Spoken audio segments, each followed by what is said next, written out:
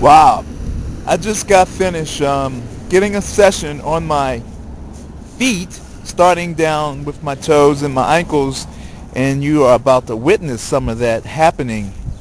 Um, so for those that are really serious about increasing your vertical, this is part of the work that I did when I was 16, 17 years old.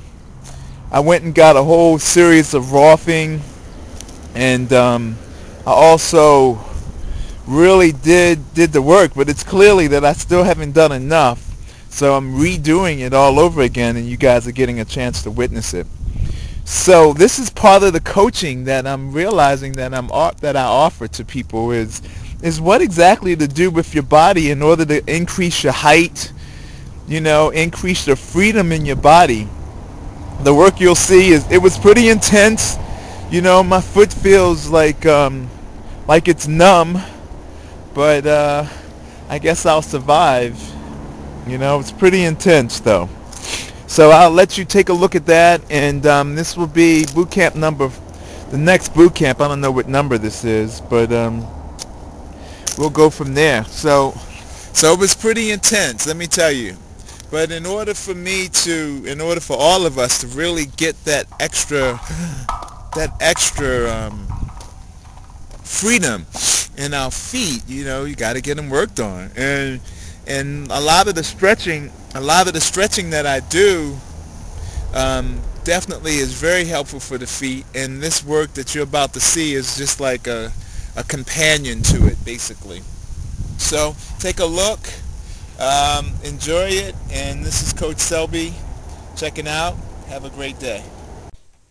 Okay, so we are looking at Coach Selby's flat feet.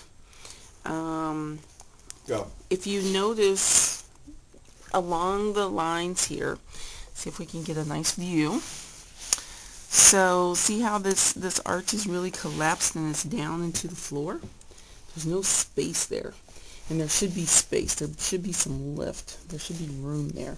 So for those of you wondering about your own feet, if this edge collapses into the ground, then you know you have flat feet for sure. Okay, on this side, again, this is the more lateral edge of the foot.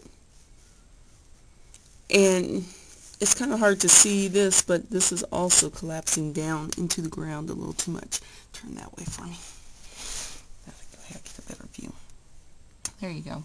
So then we come up and we're going to look at the ankle.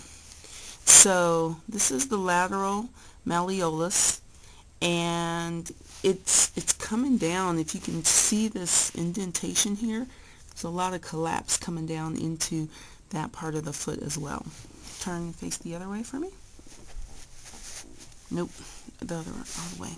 And then move this foot back so we can keep looking at the same one. Okay, and so then we have the medial malleolus here, which is the inside of the ankle.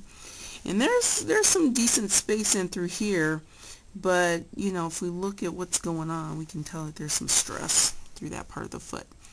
So that's what we're going to be working with to try to create a little more arch and flexibility and freeing the fascia. Alrighty, I'm sitting on the table. Oh my God, my feet are flat. I need help. This one is more flat than this one. So this will be your left foot. This is the foot that we're going to focus on for today's lesson. This has been my foot that I've had the most challenge with throughout my career. It's my left ankle. So what's the initial thing that happened to your left ankle? It was tight.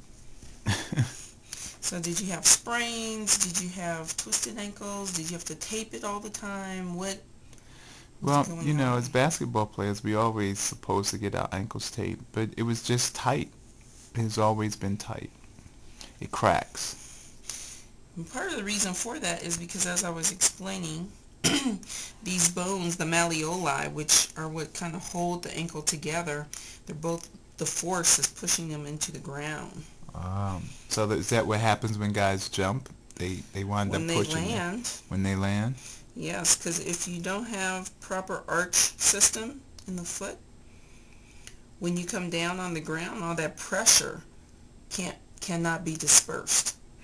So then it jams the ankles, jams the malleosis into jams the foot into this part right here? This part, I mean, it just depends on how you come down on your foot. Okay. So, and then the impact of that as it travels up the body, it's going to end up in the knees or the hips or the low back or the shoulders or the neck. It just depends on, you know, the whole entire structure of the body.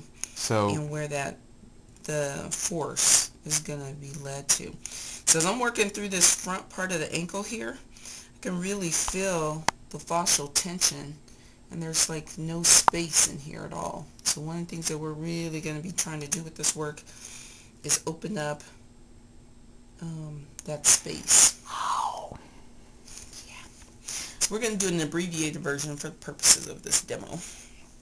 Alright, so we've opened this up, we've worked around the sides here to kind of free these bones a little bit, and then, you know, we'll kind of do a little bit of range of motion.